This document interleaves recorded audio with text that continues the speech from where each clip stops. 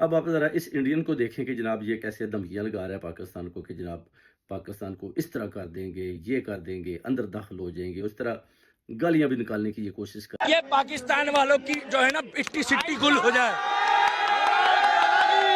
साले तुम कहते हो 2 दिन में भारत खत्म कर दोगे, तुम्हारी माँ। रहा है मगर इसको चैलेंज करते हैं, भाई गालियाँ देने की ज़रूरत नहीं, आप आओ।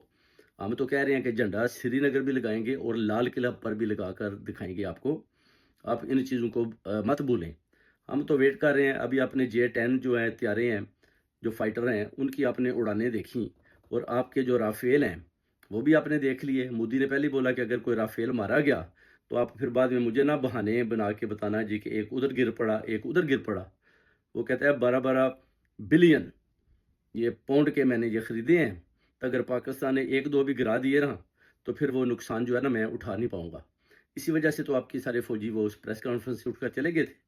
वो कहते हैं कि राफेल अगर लेकर जाओगे, तो उनके J-10 उनको गिरा देंगे। वो तो बड़ा फास्ट तैयार है, तो आप भी मेक श्योर कर लो कि अगर राफेल लेकर जाना है, तो फिर राफेल को किसी किस्म का नुकसान नहीं होना चाहिए। ये इनकी प्रेस कॉन्फ्रेंस में जो मोदी का और उन जर्नैलों की आपस में जो है ना, जो गुफ्तगू-शनीद हुई है, जिसमें इख्तिलाफ़ात पैदा हुए और उन जर्नैलों ने मोदी के सामने पेपर फेंके, उन्होंने बोला जी कि हम फाइट कर ही नहीं सकते पाकिस्तान से, अगर आपको